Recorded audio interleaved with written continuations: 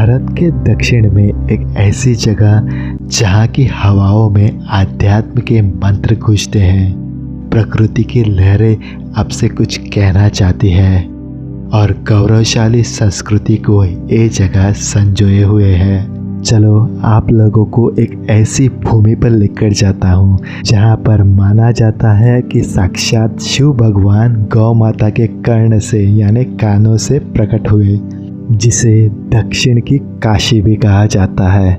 Welcoming you all to Gokarna.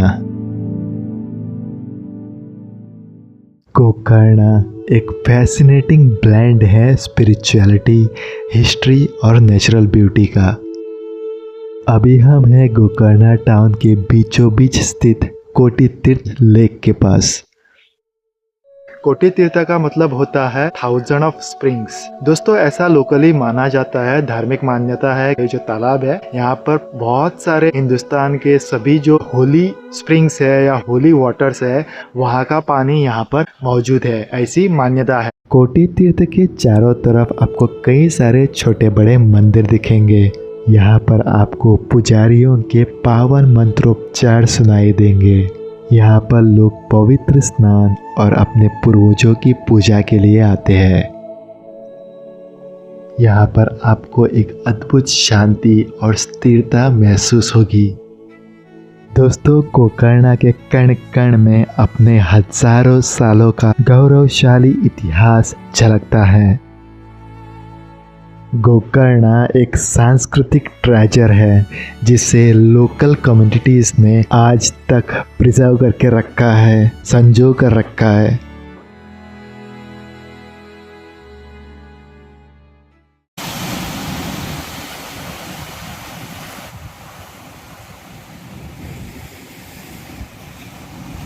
दोस्तों मैं पहुंच चुका हूं गोकर्ण के महाबलेश्वर टेम्पल के पास, और यहां पर जो महाबलेश्वर टेम्पल और जो गणपति टेम्पल है वहां पर जाने के लिए आपको लुंगी पहनना कंपलसरी है। मैंने भी पहन लिया है अभी। महाबलेश्वर का मंदिर बहुत ही एंशिएंट मंदिर है। माना जाता है कि गणेश जी ने भगवान शिव जी का आत्मलिंग, जो शिव जी की तपस्या करके रावण ने हासिल किया था, उस आत्मलिंग को बहुत ही चतुराई से इस जगह पर स्थापित करने में गणेश जी ने बहुत ही बड़ी भूमिका निभाई थी। इन दोनों ही प्राचीन मंदिरों में दर्शन के बाद आपका स्पिरिचुअल एक्सपीरियंस बहुत ही स्पेशल रहेगा। इन दोनों ही मंदिरों में वीडियोग्राफी स्ट्रिक्टली अलाउड नहीं है। दोस्तों गोकर्ण एक नेचुरल ब्यूटी से भरपूर कोस्टल टाउन है। यहाँ पर कई सारे ऐसे व्यू पॉइंट्स हैं जहाँ से आपको मैजिकल नज़ारे दिखेंगे। एक ऐसे ही जगह पर हम जा रहे हैं जहाँ पर नेचर और स्पिरिचुअलिटी दोनों ही मर्ज होते हैं। प्लेस का नाम है राम तीर्थ। ऐसा माना जाता है कि वनवास के दौरान प्रभु श्री राम, लक्ष्मण जी और सीता मैया यहाँ पर रुके थे। ये मंदिर प्रभु श्री राम को समर्पित है and views from here will literally mesmerise you. दोस्तों ये जो राम तीर्थ का पवित्र लोकेशन है ना, यहाँ से गोकर्ण बीच का एक बहुत ही खूबसूरत दृश्य दिखता है।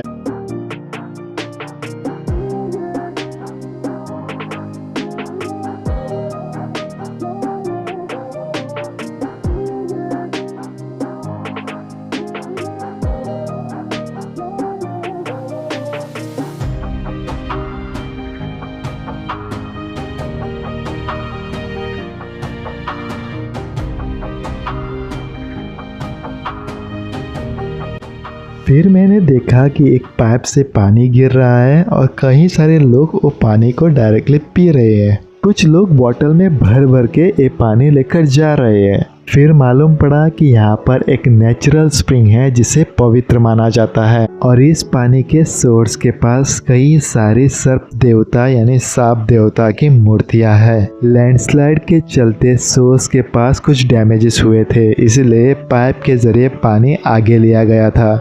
लोकली इस पानी को बहुत ही पवित्र माना जाता है।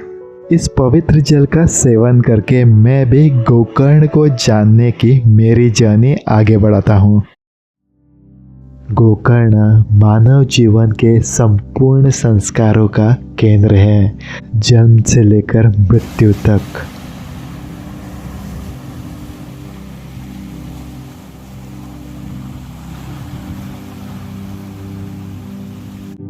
दोस्तों, गोकर्ण में कई सारे लोग अपने लव्ड वंस के गुजर जाने के बाद उनकी अस्थियां विसर्जन करने के लिए आते हैं।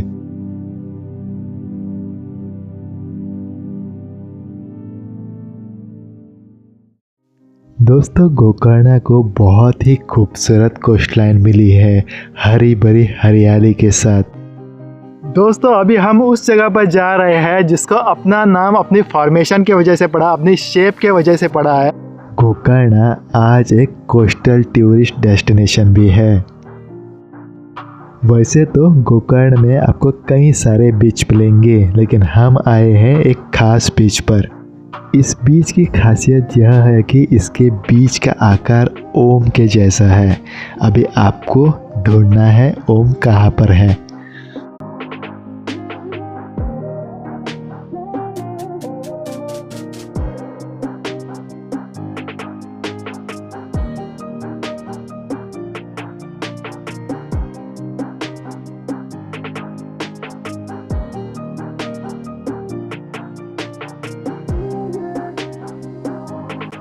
अगर आप अभी इस बीच को गौर से देखिए तो आप इस बीच का ओम शेप आइडेंटिफाई कर पाओगे।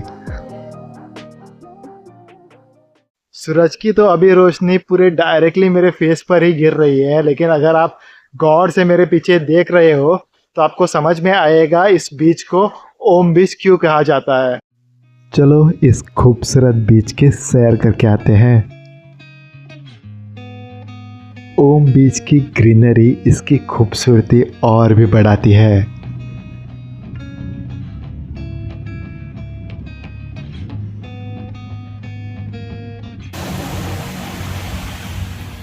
दोस्तों, जब भी मैं दुखी होता हूँ, कठिनाइयाँ फेस करता हूँ, तब मैं एक नई जर्नी पर, एक नई ट्रिप पर निकल पड़ता हूँ। Travelling helps me to get back my peace and heals me emotionally. अभी हम हैं गोकर्ण के और एक पवित्र जगह पर, माता भद्रकाली, जो कि पूरे के पूरे गोकर्ण टाउन की रक्षक है।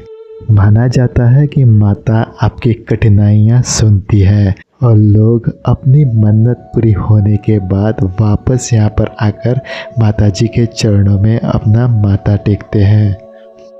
अगर आप इस मंदिर में सच्ची भक्ति भाव से आते हो ना, तो आपको एक पवित्र अद्भुत शक्ति का एहसास होगा।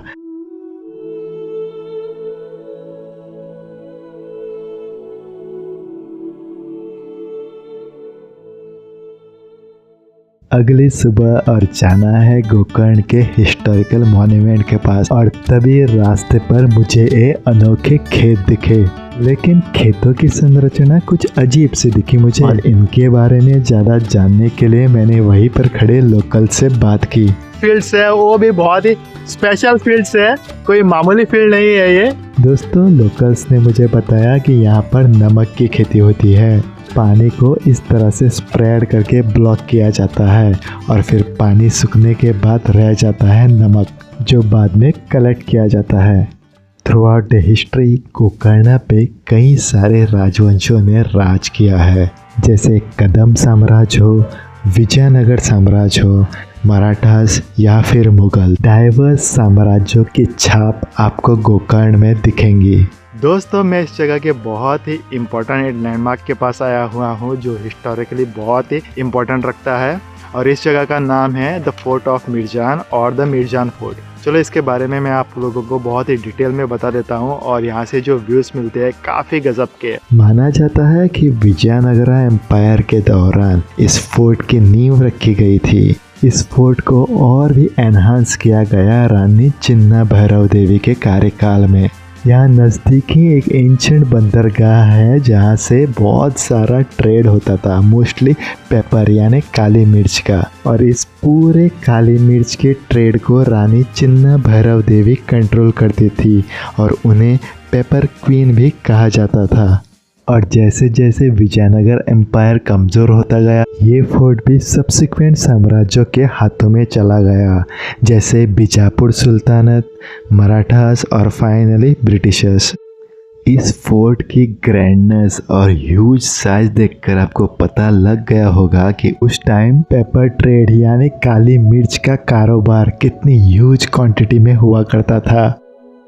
इस फोर्ट को मिलिट्री पोस्ट के साथ साथ एक एडमिनिस्ट्रेटिव बिल्डिंग की तरह भी यूज किया जाता था। इस फोर्ट की शेयर साइज और ग्रैंडनेस देखकर आप अमेज हो जाओगे। और अगर आप मॉनसून के तुरंत बाद यहाँ पर आते हो तो ये फोर्ट पूरी तरह मानो हरी चादर ओढ़ के बैठा है ऐसा लगेगा। सो दोस्तों, अगर आपके पास कुछ टाइम है और आपको हिस्ट्री बहुत पसंद है तो आप इस फोर्ट पर ज़रूर विजिट कीजिए। गोकर्ण एक कंप्लीट पैकेज है दोस्तों, जहाँ पर हिस्ट्री भी है, नेचर भी है और स्पिरिचुअलिटी भी। आप देख ही रहे होंगे मेरे पीछे एक खूबसूरत सा सनसेट होते हुए, वो भी गोकर्ण बीच पर। दोस्तों, जो गोकर्ण बीच है ना, बहुत ही लंबा बीच है। मतलब जहाँ पर आप देखोगे ना, जितने दूर तक आप देखोगे उतनी दूर तक आपको बीच ही बीच नजर आएगा। बहुत ही लंबा बीच है। और जो मेन एंट्रेंस है ना, वो इतनी क्राउडेड है, मतलब पूछो भी मत। बहुत ही फेमस बीच होते हैं, यूजुअली बहुत ही क्राउडेड होते हैं, same as it is the case in Goa. मेरा जो होम स्टे है मैंने इसी बीच पर ही लिया है, लेकिन इस बीच से थोड़ा आगे है जहाँ पर ज़्यादा भीड़ भी नहीं है। तो जैसे ही शाम ढलती है मैं चला जाऊँगा वहाँ पर। थोड़ा सा अंधेरा होने दो, इसलिए यहाँ पर बैठा हो, बाद में चला जाऊँगा होम स्टे की तरफ। होपफुली आपने इस वीडियो के माध्यम से गोकर्ण के बारे में कुछ तो जाना होगा। मिलते हैं किसी अगले वीडियो में, तब तक के लिए खुश रहिए एंड कीप स्प्रेडिंग लव।